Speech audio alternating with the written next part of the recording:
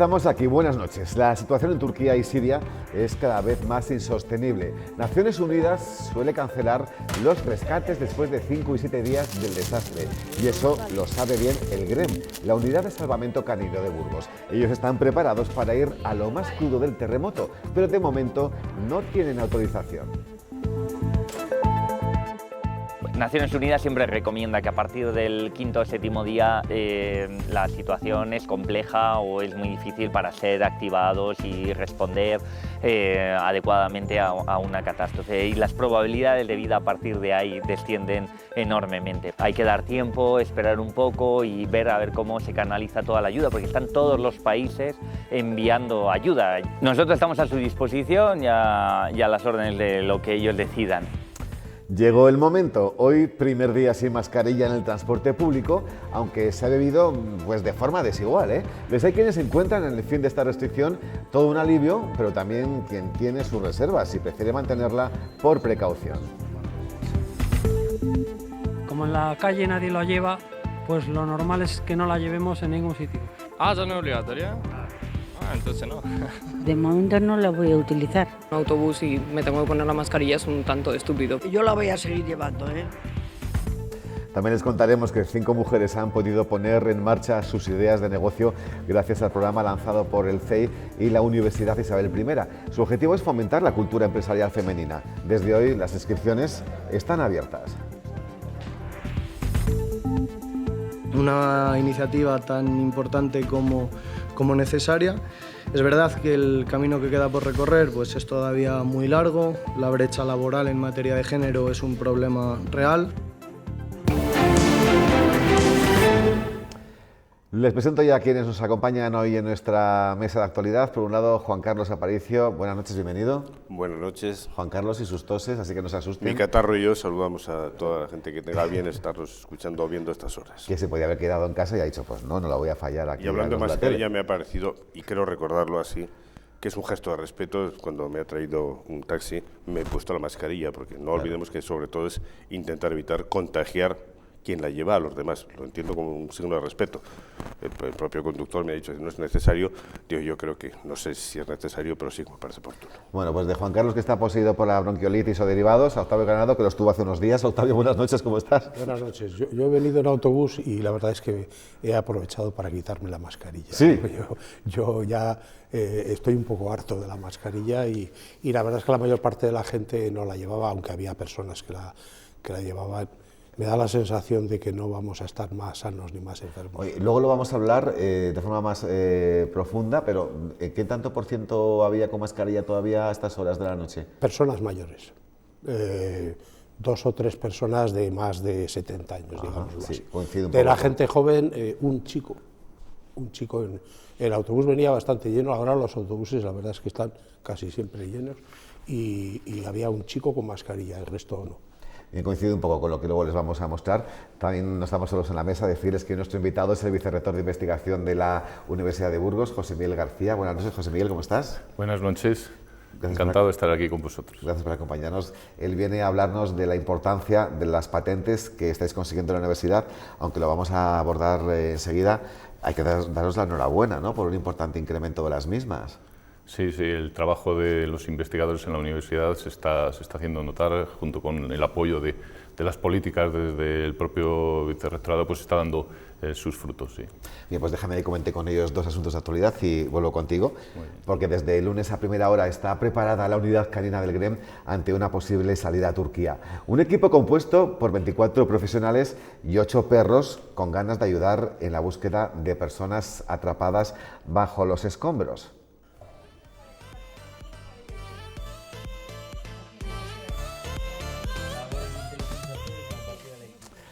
Pero cada día que pasa es más complicado que este grupo de voluntarios pueda ser activado para acudir a Turquía. Si no se les llama oficialmente, la opción que les queda es viajar con alguna ONG o de la mano de otras comunidades autónomas. De momento están en la espera con todo preparado. Como ven, todo está preparado en estas instalaciones en la Unidad de Salvamento Canino en el GREM de Burgos. Desde el pasado lunes a las 7:30 de la mañana están esperando a que les activen para poder acudir en esas misiones de salvamento a Turquía. por el momento no les han llamado y creen que cada día que pasa es más difícil que los organismos les activen oficialmente. La Junta de Castilla y León ha remitido esta solicitud al Gobierno central y tiene que ser el Gobierno quien active a los organismos de las diferentes comunidades autónomas. En cualquier caso, esta unidad, que ya ha estado presente en otras catástrofes similares, por ejemplo en Perú y en Italia, tiene ofertas de ONGs y otras comunidades autónomas para poder acudir a Turquía. En cualquier caso, están todavía esperando para ver si esos organismos oficiales autorizan el viaje de 4 médicos, 8 enfermeros, 7 perros con sus guías y 5 personas que ayudarían en la logística. Naciones Unidas siempre recomienda que a partir del quinto o séptimo día la situación es compleja o es muy difícil para ser activados y responder adecuadamente a una catástrofe. Y las probabilidades de vida a partir de ahí descienden enormemente. Hay que dar tiempo, esperar un poco y ver a ver cómo se canaliza toda la ayuda, porque están todos los países enviando ayuda. Nosotros estamos a su disposición y a las órdenes de lo que ellos decidan. Pues para arrojar algo de luz a este respecto, esta mañana la directora general de Protección Civil ha sido preguntada por este asunto en el programa de las 7 Está Pasando. Ha asegurado que es la Junta la encargada de habilitar su participación, pero que solamente si lo pide el mecanismo europeo, ahora mismo encargado de gestionar esta ayuda.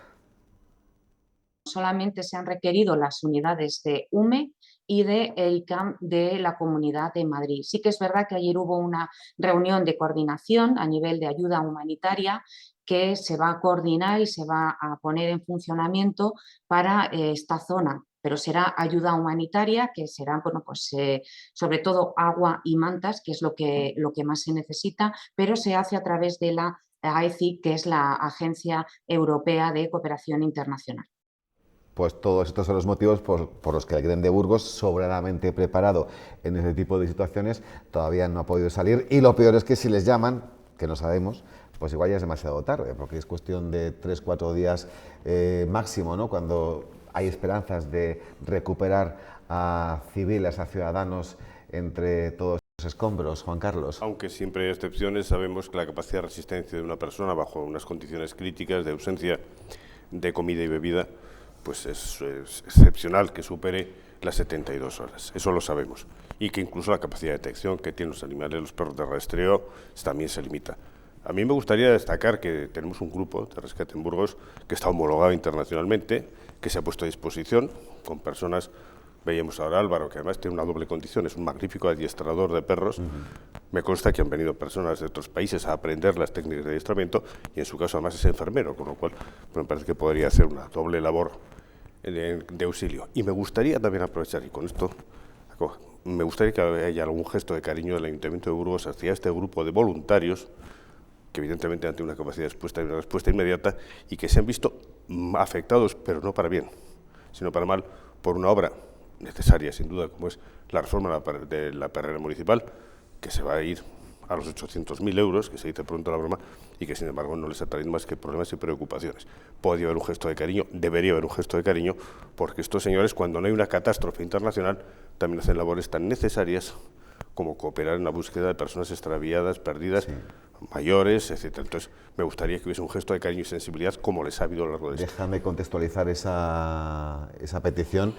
Ahora ellos están en un sitio provisional precisamente por la reforma de esa perrera, pero el problema es que no saben qué va a pasar con ellos después de esa reforma. Yo creo que debería atenderse peticiones que son muy sensatas y además sobre todo una trayectoria de cooperación que viene de muchos años atrás. Octavio. Sí, bueno, sobre eso yo conozco algo la perrera porque he sido voluntario, he ido a pasear perros los sábados y los domingos. Ah, ¿se ha apadrinado alguno? He cogido perros, yo en mi casa tengo gatos, lo cual hace difícil que pueda llevar perros a mi domicilio. Bueno, si son desde cachorros conocidos no pasa nada. Sí, eso es verdad. La perrera necesitaba una reforma urgentemente. Lo sorprendente es que no se haya realizado una reforma años antes, porque la verdad es que las instalaciones estaban algo deterioradas y en este sentido pues evidentemente hay que despejar la incertidumbre. Me he quedado un poco sorprendido oyendo hablar a la directora general porque dice que solo ha intervenido la Comunidad de Madrid y la Unidad Militar de Emergencias, la que fue el presidente Rodríguez Zapatero, pero yo tengo, por ejemplo, un conocido mío que como integrante de Bomberos Sin Fronteras, que es una ONG de bomberos, está ahora mismo en Turquía. Además nos mandó un correo electrónico para decirnos, me voy a Turquía y tal. Todos los amigos a los que había mandado el correo le contestamos, ¿quieres algo, no? Y tal, y dijo, no puedo llevar nada, yo ahí voy. Y luego nos ha mandado otro correo para indicar una ciudad en la que estaban trabajando. Yo creo que evidentemente la directora general estaba hablando de participación institucional, ¿no? Y luego no ha tenido en cuenta las ONGs. Y por otro lado, la AECI no es la Agencia Europea de Cooperación Internacional. Yo creo que la directora general hablaba de la primera vía que hay que seguir, imagino, ¿no? Si el protocolo es un protocolo de autorización. Pero vamos, que ni siquiera ha dicho bien el nombre de la AECI. España tomó una decisión correcta, que es enviar a aquellos grupos, y tanto el grupo de rescatadores, vamos a llamar, de la Comunidad de Madrid, como la UME, tienen autonomía y capacidad de desplazamiento por sí mismos para más de una semana. Porque lo que hay es un problema enorme de logística. Es no solamente cómo llegar a Turquía, que mal se llega, sino cómo llegar a esas zonas principalmente afectadas. Claro. Entonces se ha enviado a quien se sabe que tiene una capacidad operativa desde el primer minuto. Y para que se entienda que es un problema grave de peso y peso y volumen, lo que se calcula, hablo en peso, del material necesario para una unidad como la de Burgos, una unidad modesta, serían unas 3 toneladas las necesarias para desplazarlo. Bueno, si sirve como comentario, lo de la catástrofe logística es la verdad. Estos conocidos míos han volado a Estambul, de Estambul les han derivado a la costa mediterránea donde está la central operativa y de la costa mediterránea les han llevado a la fracción más oriental de la zona afectada por el terremoto, lo cual han hecho un perfecto triángulo rectángulo.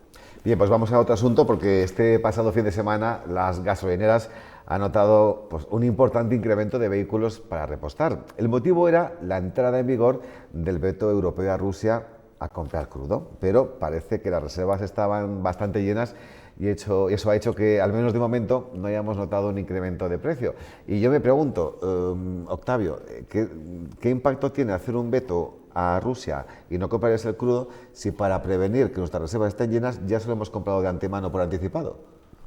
Es decir, el daño económico no se va a notar. Teóricamente nosotros no podíamos comprar petróleo. Lo hemos hecho. Solo podíamos comprar gas, que el gas estaba excluido de las represalias aprobadas por la Unión Europea. Realmente el veto que no es un veto, es un tope de precio. El tope de precio aprobado por la Comisión Europea y con el acuerdo de los gobiernos de la Unión ha tenido un efecto positivo, porque los rusos están vendiendo por debajo de ese precio.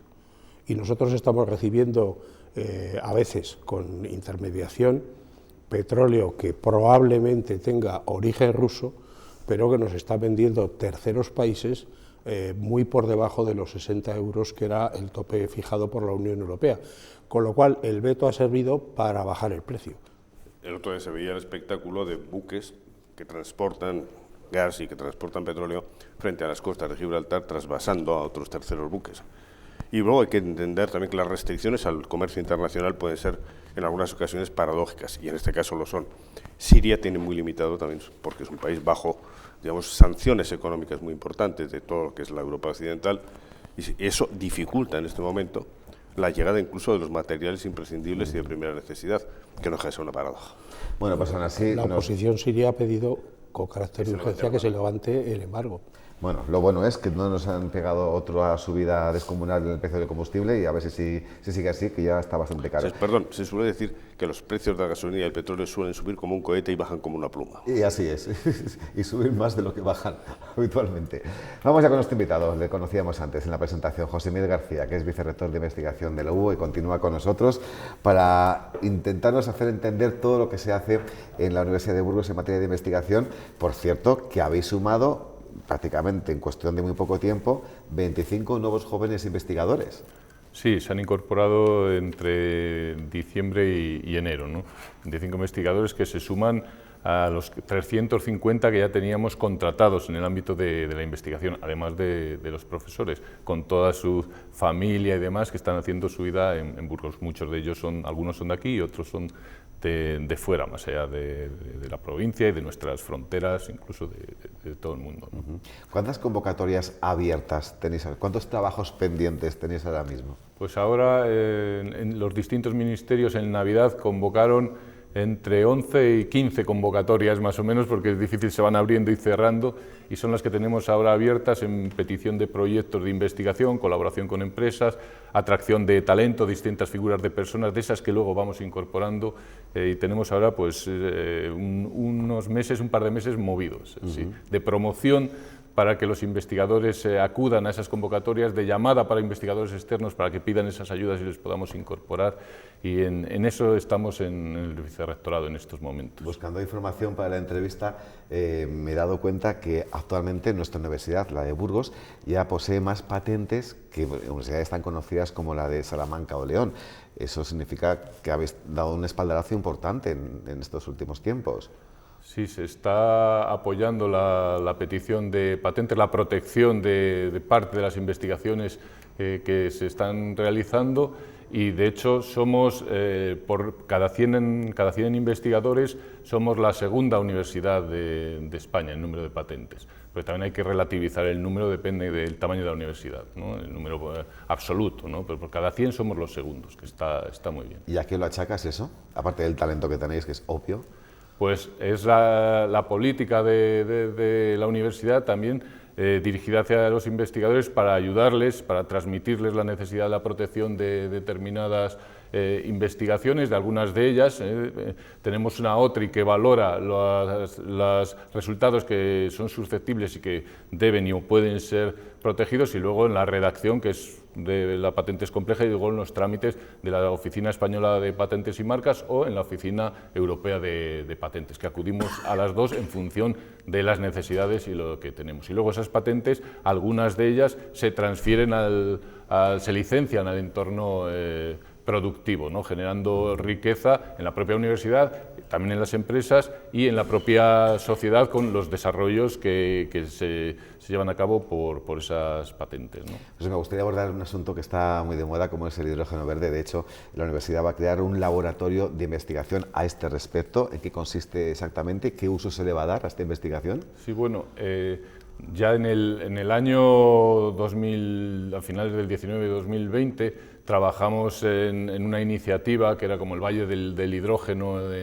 aquí en Burgos y provincia, junto con otras empresas como Hyperbaric. A partir de ahí y de distintas iniciativas y de una convocatoria nacional de planes complementarios que cofinancia el Ministerio de Ciencia y Educación y la Junta de Castilla y León, conseguimos liderar el proyecto de hidrógeno en esa línea en Castilla y León, en el que participan las 4 universidades públicas y 2 centros tecnológicos, Ciudad y Cartif. Es un proyecto de 2,7 millones de euros, y en el marco de ese proyecto y de otras ayudas que estamos consiguiendo externas también hemos creado ese laboratorio de hidrógeno, ¿no? Lo que perseguimos con el proyecto es generar una tecnología, un desescalado de tecnología para que se pueda utilizar el hidrógeno para producir combustibles sintéticos a partir de CO2, del problema que tenemos con el CO2, pues de reutilizarlo, ¿no?, y generar no también amoníaco. amoníaco. No usar gas natural, imagino.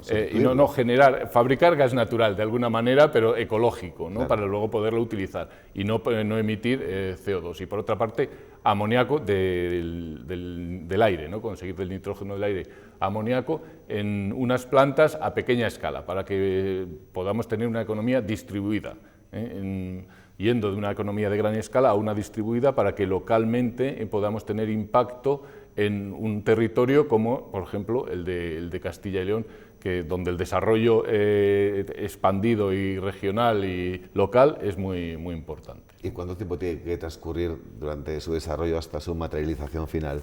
El proyecto finaliza en septiembre de 2025. Ajá. Sí, sí. O sea que no queda mucho. Bueno, es un inicio, y luego el Ministerio y la Junta, yo creo que ya están manifestando su intención de continuar con con el proyecto, porque nosotros en un mes vamos a tener el lanzamiento oficial de alguna manera, vamos a crear también un consejo asesor industrial, donde van a participar empresas de nuestro entorno amplio, vamos a decir, para que luego puedan hacer uso y beneficiarse de esa tecnología y también retroalimentar al proceso, porque tenemos mucho que aprender también de la parte de las empresas, ¿no? Porque esta es una investigación que tiene que llegar y que producir al final, como el tema de las patentes que se licencian, tiene que terminar en un beneficio para la sociedad. Pues no solamente os centráis en el hidrógeno verde, sino algo que es solamente conocido por todos, pero que también la EU está contribuyendo para impulsar, hablo de la tecnología de los drones, pero para uso civil. Explícanos esto en qué consiste, José Miguel. Sí, hemos creado lo que llamamos unidades conjuntas de investigación, hemos creado una unidad conjunta de investigación en drones. Conjunta significa con las empresas, o sea, trabajar en común con otras entidades y empresas. En este caso, para el uso de la tecnología de drones, para el desarrollo de su uso, también para la formación en ese tipo de tecnología, porque la tecnología de drones toca transversalmente a otros muchos ámbitos de la seguridad civil, tráfico, evaluación energética, evaluación de riesgos, control medioambiental, control en agricultura, etcétera, ¿no? Sí, en los campos también, ¿no? Sí, claro, sí. Claro, qué interesante. Para temas de regadío, si se necesita agua, si hay que regar, si no, control de plagas, pues bienestar realmente de los campos, también movimiento de animales, todo eso, sí. Decías al principio de la conversación que hay en la universidad 350 personas contratadas para todo lo que es el concepto de investigación, incluye profesores y no profesores, es decir, hay investigadores que no dan clase en la universidad, ¿no? Sí. Bueno, esos 350 son investigadores, profesores tenemos al margen, más, como unos 1000. Pero no esos 1000 investigan. Sí, bueno, en principio de los investigadores son unos 600, pero luego tenemos estos 350 contratados, que no tienen obligación de dar clases, están contratados para investigar. Son gente, muchos que vienen de fuera de Burgos, sí, se asientan aquí, ¿no? Sí, sí, eso es. ¿Y cuál es el motivo por el que eligen nuestra universidad para desarrollarse como investigadores? Pues nosotros lo que buscamos es generar atractivo también para estos investigadores. Por una parte, la política en los últimos años ha ido dirigida a que los investigadores que tenemos, los de plantilla, los profesores, generen proyectos que tengan fondos y esos fondos que los dirijan específicamente a contratar a personas. Eso por una parte. Entonces, de ahí se contrata a este tipo de personas que vienen pues, de todas partes del mundo. Por otra, hay investigadores que tienen per se, ellos mismos, capacidad de conseguir fondos para contratarse. Entonces, en distintas convocatorias, como las que tenemos ahora abiertas, Ramón y Cajal, Juan de la Cierva, etc. Entonces, lo que buscamos es generar un entorno atractivo para ellos, permitiéndoles, buscándoles un entorno de investigación, un grupo que les arrope y que les haga crecer en su carrera, claro, generándoles o dándoles la posibilidad de que den clase, porque eso va a ser fundamental para su desarrollo después como docentes también investigadores, y todo eso pues lleva a ese número que ahora ya sobrepasará los 350 con esas incorporaciones. Qué bien, encima que elijan Burgos pues nos llena de satisfacción a todos, claro que sí. Por cierto, hablando de ciencia tenemos que hablar de ciencia en femenino, ¿no? Porque hay buenas noticias al respecto, cada vez mejores. El CSIC ha elaborado un ranking de las 5.000 científicas más destacadas. Ya sabemos que a nivel local lidera nuestra María Martínón, pero es que en ese listado figuran 20 investigadoras de la Universidad de Burgos. Sí, sí, así es, y es muy importante que estén en ese ranking, significa que tenemos muy buenas investigadoras, como realmente es así, vemos en la productividad científica del día a día, y la universidad además tiene la responsabilidad de generar también ese entorno investigador y atractivo para las investigadoras, pero también de promover el talento de todas las mujeres desde pequeñas y de que no tengan un sesgo a la hora de dirigir su futuro, ¿no? Entonces la generación de vocaciones en la infancia también es muy importante para la universidad. La unidad de cultura científica está trabajando en ello. Tenemos ahí la estación de la ciencia y tecnología para incidir también especialmente en ese punto y hay distintas iniciativas porque lo que tenemos que hacer como sociedad, tenemos la responsabilidad de aprovechar al máximo el talento de todas las personas, ¿no? Bueno, de hecho hay un evento esta semana, ¿no?, de investigadoras de toda la comunidad. Sí, es un evento que rota entre las 4 universidades públicas.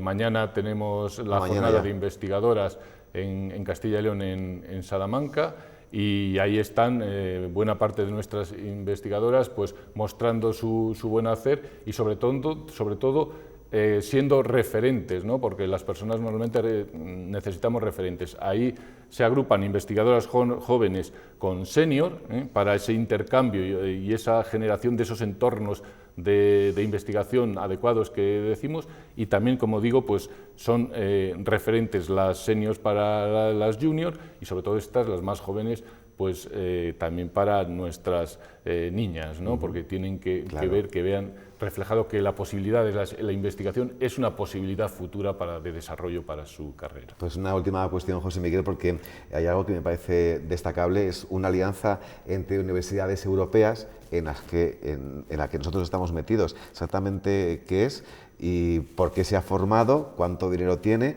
y qué se va a hacer desde ahí dentro. Sí, bueno, la Unión Europea, la Comisión Europea, a través del programa Horizonte Europa, ha lanzado una convocatoria, tiene una convocatoria activa de universidades, de alianzas de universidades europeas, que son, por decirlo de alguna manera, la constitución de una universidad de universidades, ¿no? Entonces, nosotros hemos entrado en una alianza que se llama RAN-EU, de universidades europeas, que va a tener unos más de 14 millones de euros de fondos en los próximos 4 años, con una ampliación de 2 más y con visos de continuidad, y de lo que tratamos es generar un espacio de intercambio en el ámbito de la docencia, la investigación, de estudiantes, para generar pues, un entorno local que ya para nosotros no sea ni Burgos, ni Castilla y León, ni España, sino que el entorno local nuestro ahora mismo es la Unión Europea, y el internacional, digamos, que cambiamos de paradigma y es fuera de las fronteras de la Unión Europea. Esa es la idea. Qué bien, bueno, pues con la presencia del vicerrector, queridos Juan Carlos y Octavio, hemos contribuido a hablar de algo que parece que está escondido, que nunca se ve, pero que ya ven ustedes la infraestructura que tiene, Octavio, la investigación de la Universidad de Burgos. Bueno, yo lo conozco un poco, con un poco más de detalle que el conjunto de la población, porque soy miembro del Consejo Social de la Universidad, ¿no? La verdad es que a mí me parece que el esfuerzo que está haciendo la Universidad de Burgos por promover la investigación es óptimo, ¿no? A mí me gustaría recordar que el equipo de gobierno de la universidad ha aprobado un salario mínimo para los investigadores y que en ese sentido ese salario mínimo pues también es un pequeño incentivo en algunas convocatorias para que la gente ya sepa que va a contar con una cierta garantía de remuneraciones. Creo que en estos momentos el aprovechamiento que está haciendo la Universidad de Burgos de las convocatorias que hace el Gobierno de España con los fondos Next Generation es un aprovechamiento óptimo, y me parece que además esto indica muy claramente que Burgos sigue siendo la gran capital económica de Castilla y León. O sea, que el otro día leíamos en el diario Burgos las afirmaciones del Instituto Tecnológico de Castilla y León, que es un centro tecnológico, hablando de que iba a necesitar contratar 100 investigadores para sus propios proyectos este año. La verdad es que a mí me gustaría que se agilizaran cuanto antes las obras tanto tiempo demoradas del Parque Tecnológico de Burgos. Yo creo que si el Parque Tecnológico de Burgos estuviera funcionando, con la alianza entre el Parque Tecnológico, los centros tecnológicos, la universidad y las empresas burgalesas, tendríamos un desarrollo científico y aplicado de primer nivel. Juan Carlos, brevemente, que tengo un invitado esperando dentro de nada. Y si tuviésemos unas mejores infraestructuras que no nos estuviesen separando y segregando los grandes corredores comerciales, estaríamos igual o mejor que con el Parque Tecnológico. A mí me produce satisfacción que la Universidad de Burgos cumpla con un objetivo que es básico, que es transferir conocimiento e investigación a la sociedad.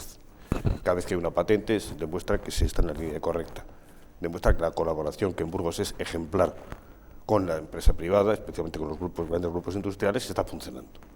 Y eso me parece que es una forma buena de hacer las cosas, porque la investigación puede ser abstracta, pero si en este caso se concreta en proyectos que no solamente generan empleo para los investigadores, sino para otros sectores industriales, bendita sea y enhorabuena. Pues para que te vayas más contento con estas reflexiones de nuestro comité de sabios. Sí.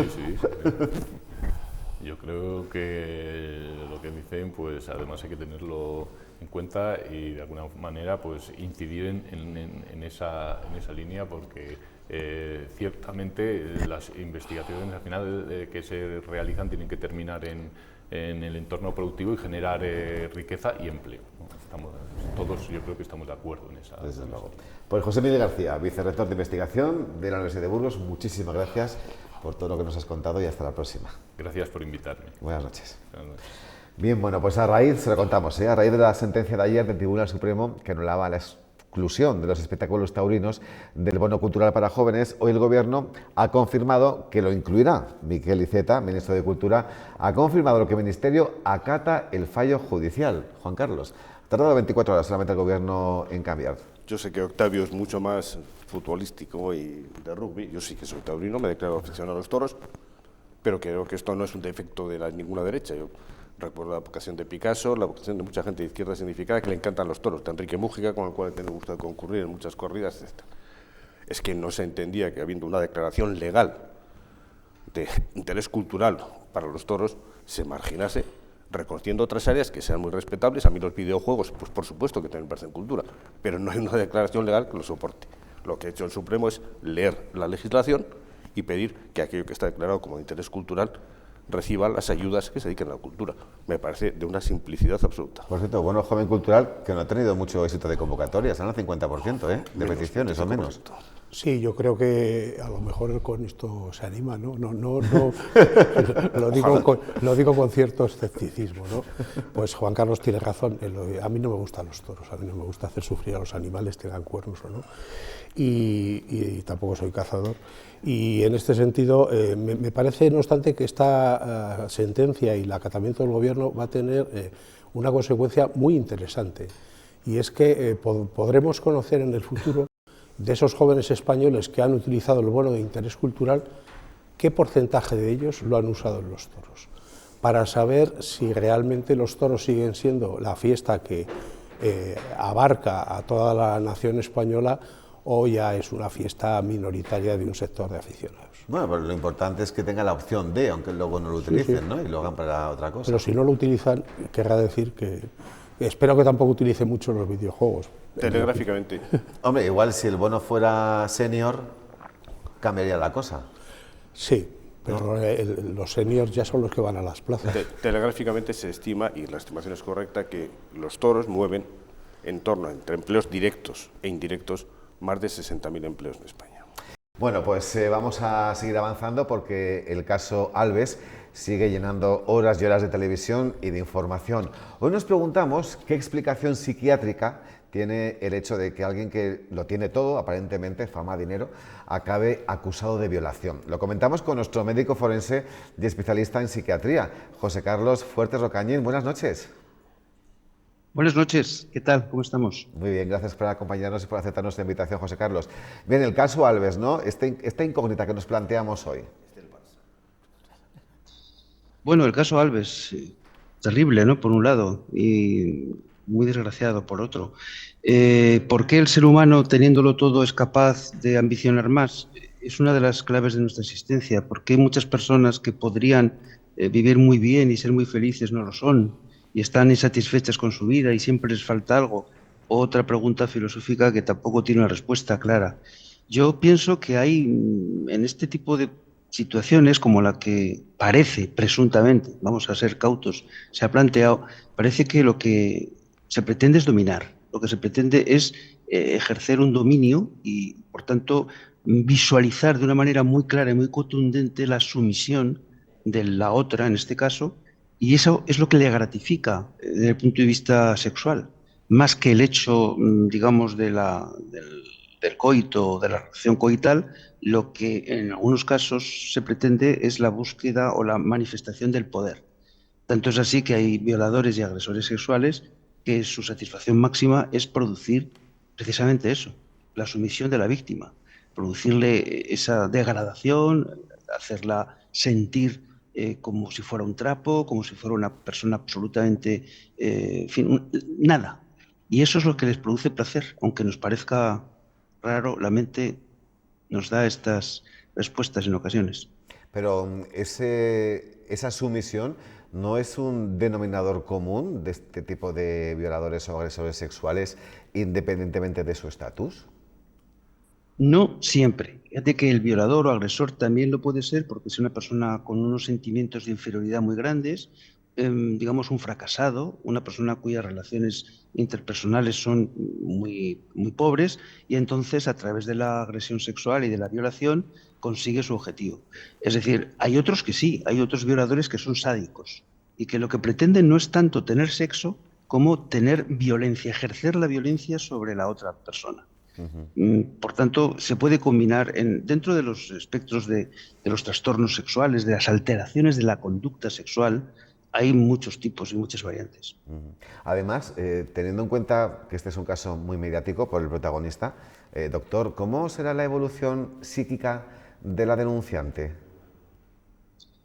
Sin duda, si los hechos han ocurrido como dice que se han ocurrido, todo esto hay que dejarlo siempre muy claro, estamos hablando de presunciones, no hablamos nunca de hechos consumados porque no lo sabemos, eso lo dirá en su momento el tribunal, va a tener un trastorno por estrés postraumático. Es decir, va a tener una respuesta de irritabilidad, de inquietud, pesadillas, muy probablemente recordará lo ocurrido, eso le hará volver otra vez hacia atrás, revivirá los hechos, la reviviscencia es muy frecuente y si no se trata, si no hay un apoyo humano por un lado, familiar y médico, pues lo que acabará esto será en un cuadro depresivo severo. Hablando de víctimas, rondan ya los 400 agresores y violadores que han visto reducidas sus penas o han sido excarcelados debido a la ley Montero. Están viviendo una dolorosa situación sin duda. Algunas de ellas habrán tenido que recurrir a un profesional, ¿no?, ante el hecho de que su violador salga 2 años antes o incluso ya esté en la calle próximamente. Pues sí, yo ya he visto 3 casos en los que se ha revictimizado a la víctima. Tú ya sabes que yo tengo 3 consultas en 3 ciudades distintas, una macro ciudad que es Madrid, otra mediana que es Zaragoza y otra más chiquitita, mucho más cercana que es Burgos. En la gran ciudad he visto 3 personas que ya han manifestado que se sienten otra vez violadas, que han sido violadas por segunda vez. Y además, digamos, los síntomas eran coincidentes. Me llamó la atención mucho que parecía reflejo una de la otra y no tenían ni social, ni económica, ni culturalmente nada que ver. Y las 3 insistieron en lo mismo, doctor, me han vuelto a violar. Terrible. El fallo, el error que se ha producido legislativo es de tal envergadura, de tal calibre que desde luego, en fin, yo me sigo quedando, no sé, pasmado de que nadie responda de esto, de que esto parece que no ha ocurrido, que aquí... Y resulta que a un médico o a un profesional de la abogacía o a... Doctor, hemos perdido el audio. No sé si ha tocado algo en el micrófono. Lo chequeamos. Estamos hablando con el médico forense José Carlos Fuertes Ocañín de asuntos de actualidad. José Carlos. Se nos ha ido absolutamente el audio. Bueno, pues vamos a intentar recuperarlo. Vuelvo a la mesa. Hoy nos acompaña Juan Carlos Aparicio y Octavio Ganado. Decía el doctor Octavio, no sé cómo no hay responsabilidades. Es que nos lo preguntamos todos.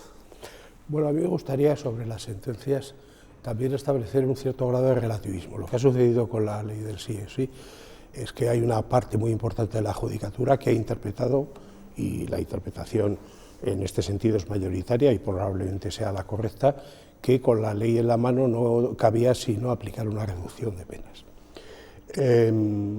Estas reducciones de penas, que son de 1 o de 2 años, normalmente a las personas a los que se les había impuesto la pena máxima, de toda la horquilla de penas que hay, se dice de 6 a 12 años, pues se había impuesto 12 años, es decir, que es gente que ha estado ya muchos años en la cárcel, son inferiores, estas reducciones son inferiores a las que producen los tribunales de forma ordinaria.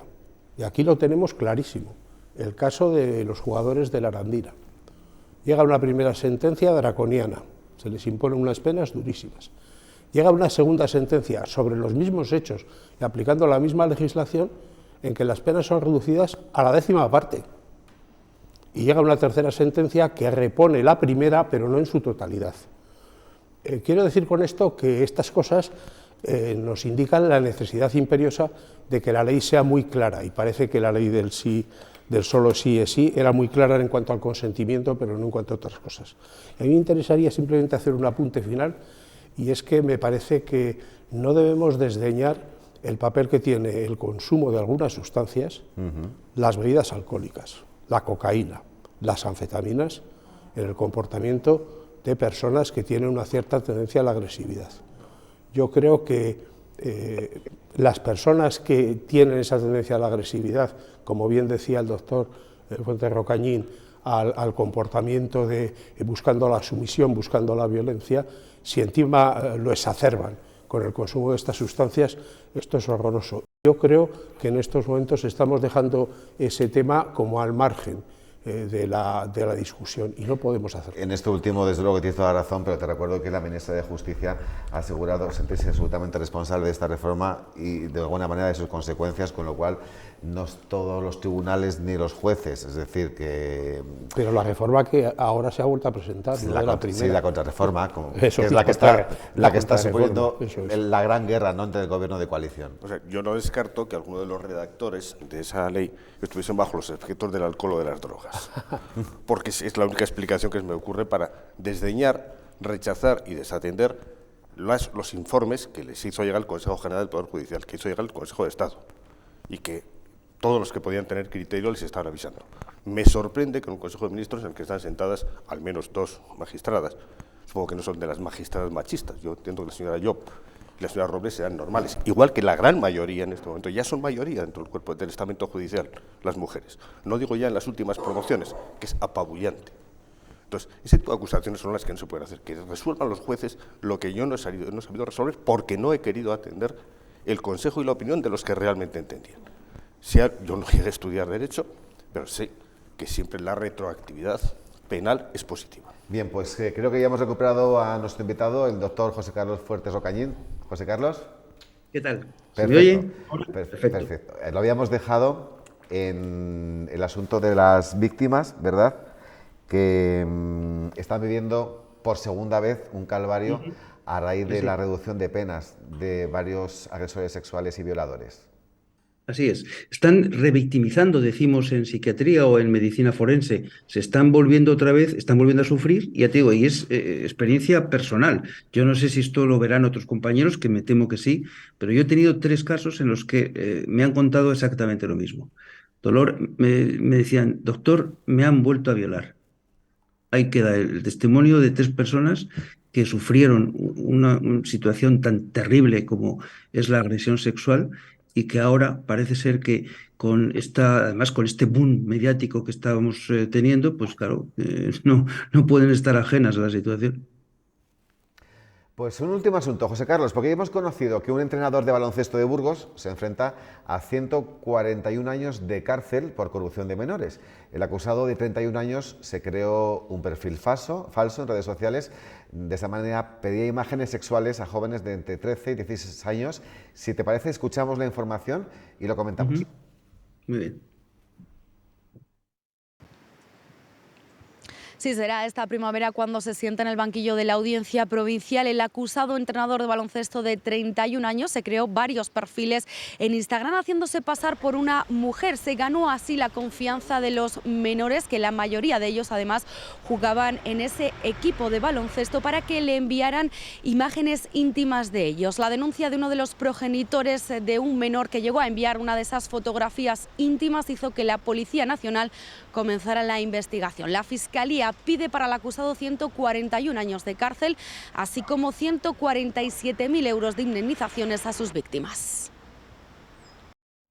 Doctor, ya ve que aprovechaba su trabajo como entrenador para tener acceso a esos menores a los que contactaba inicialmente desde un perfil falso. Él les conocía, obviamente, quiénes eran. Claro, estamos ante un pedófilo que al actuar se ha convertido en un pederasta.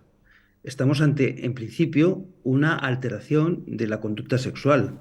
Nos gustará más o nos gustará menos, pero esto está codificado en los manuales de clasificación internacional de enfermedades, tanto de la OMS como de la Asociación Psiquiátrica Americana. Los pedófilos y pederastas tienen esta conducta y han nacido con ella.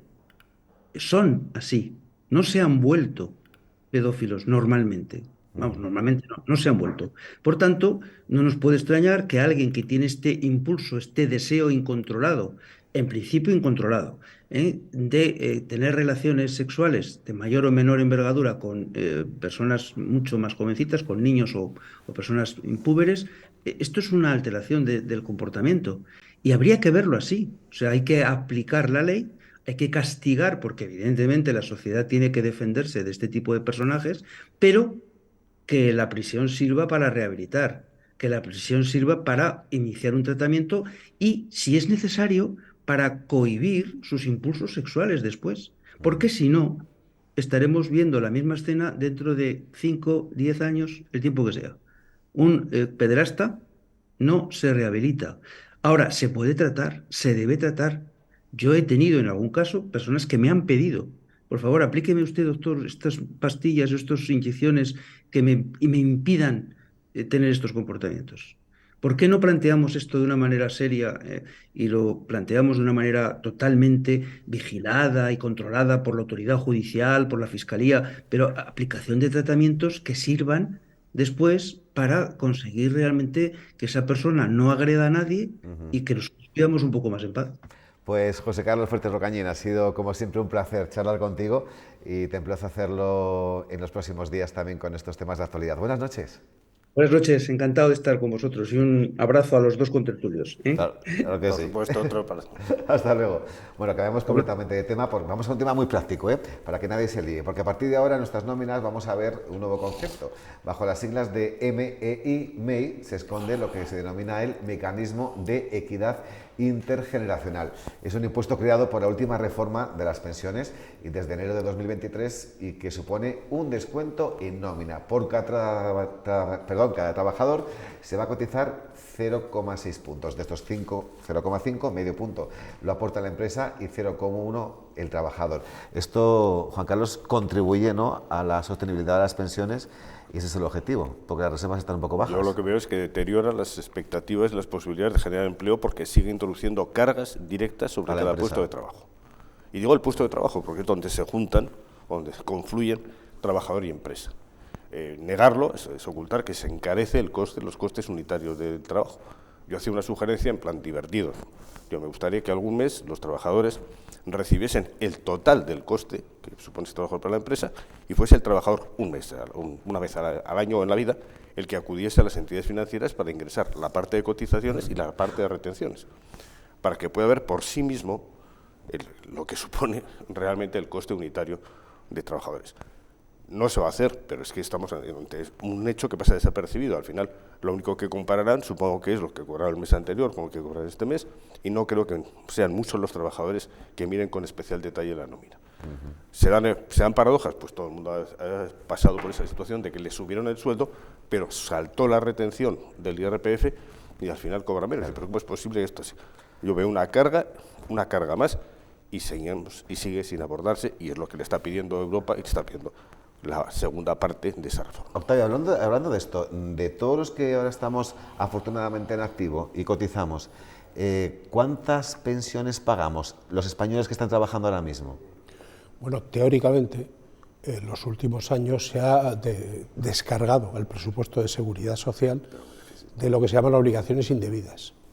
Quiero decir, que si aumenta el permiso de paternidad, esto no lo tiene que pagar un cotizante con sus cuotas de pensión. O si hacemos una tarifa plana en autónomo para que cotice menos. Esto no lo puede pagar el trabajador de la empresa del autónomo.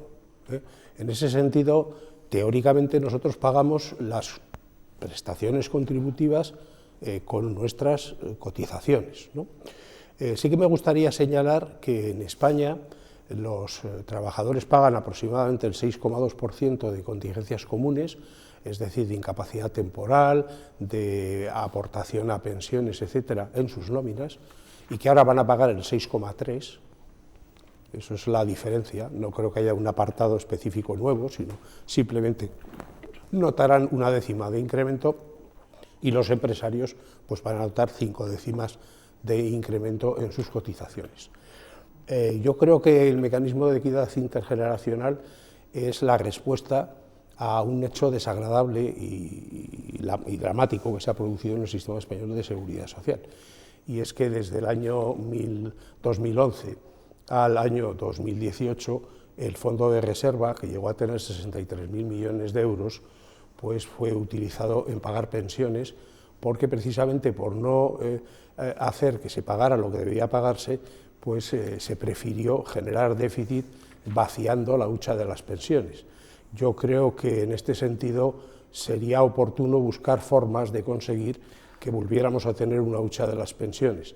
Ahora, estoy de acuerdo en una cosa con Juan Carlos Aparicio, y es que probablemente sea mejor pedir que paguen algo los que no pagan nada, como las categorías esas profesionales de, pongo siempre el mismo ejemplo, porque además es que me caen gordos, los árbitros de fútbol, que ganan miles y miles de euros por arbitrar hora y media de partido, y lo hacen normalmente regular, vamos a ser generosos con ellos, y no cotizan a la Seguridad Social ni un céntimo de euro.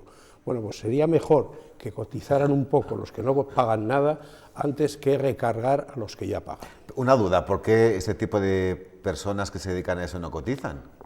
Porque su colectivo ha conseguido que la Dirección General de Trabajo, en la época del presidente anterior, a quien no tengo por qué citar aquí, pues emitiera un informe diciendo que como su trabajo no se sabía muy bien si era un trabajo por cuenta ajena o por cuenta propia, pues que no podían encajar en ninguna de las dos categorías de la Ley General de Seguridad Social. Que fuera una ONG. Una sandez revestida de dictamen de la Dirección General de Trabajo. Desde luego, y parece mentira que pasen los años y esas cosas no se corrijan. Brevísimamente. Ojalá hubiese muchísimos árbitros. Incluso nos tocase alguno bueno al Burgos, o por lo menos un poquito más objetivo. Más árbitro y menos bar. Creo que a base de árbitros tampoco se resolvería fácilmente el tema. ¿Qué es lo evidente? La pregunta se puede sintetizar. ¿Cubren las cuotas las pensiones? No. A partir de ahí estamos en un sistema envenenado, que son préstamos del Estado a la Seguridad Social, como si el Estado fuese una cosa y la Seguridad Social algo ajeno al Estado. O sea, yo no concibo un Estado sin Seguridad Social ni la Seguridad Social sin Estado. Y ahora estamos en un mecanismo envenenado que son préstamos, deudas. Hombre, pero a mí en una familia, ¿qué mismo me da que la deuda sea del abuelo, que sea del padre, que sea del nieto? Tenemos que ser, de alguna manera, salir, y cada vez que se carga y recarga. Por cierto, yo agradecido la mención al Fondo de Pensiones, porque quien lo creó y lo puso en marcha fue este humilde secretario de Estado de la Seguridad Social entonces. Pues bendito sea el fondo. 5 segundos, Octavio, que nos el Estado español debe 1.300.000 millones de euros y la Seguridad Social debe 40.000 millones al Estado. La Seguridad Social no debe ser 1.300.000 millones de euros. Eso, que dice mi amigo Juan Carlos, es una trampa que nos obligaría a congelar todas las pensiones de los actuales pensionistas y de todos los trabajadores actuales cuando vayan a cobrar su pensión. No vamos a cargar a la Seguridad Social ninguna deuda que no ha generado la propia Seguridad Social. Yo sigo creyendo, objetivamente, que este sistema de préstamos, que se logró reducir, no es un invento, se inventó en el año 94, porque en base al disparatado gasto en desempleo de aquellos años, no resuelve el tema porque es un camuflaje contable. Lo dejamos aquí, seguiremos con este debate y muchos otros otro día cuando repitan visita. En este caso, Octavio Ganado, gracias, buenas noches. Buenas noches. Y Juan Carlos Aparicio, lo mismo, a mejorarse. En eso estamos. 2 minutillos y venimos a hablar de mujeres emprendedoras que han podido poner en marcha sus ideas de negocio. Hasta la misma.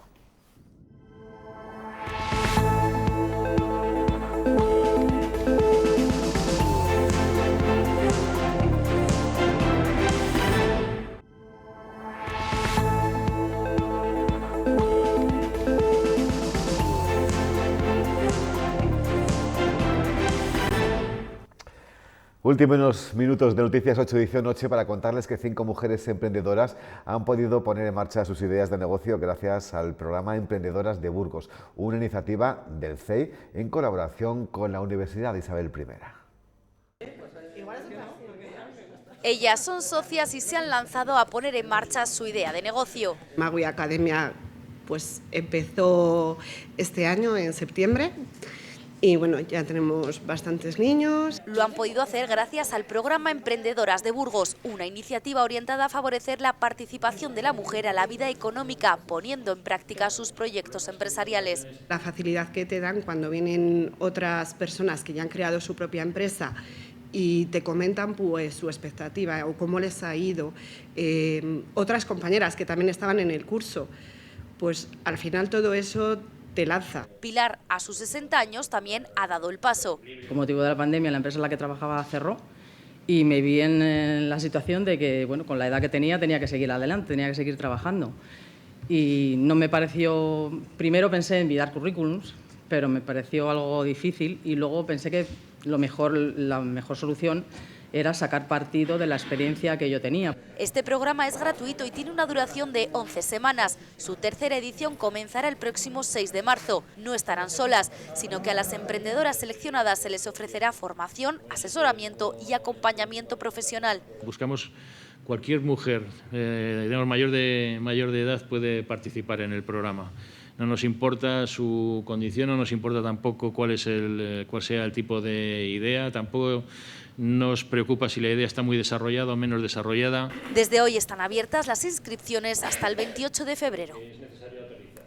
Pues vamos ya con la previsión del tiempo. Daniel Angulo, buenas noches. ¿Tendremos ya un tiempo un poquito más estable estos días?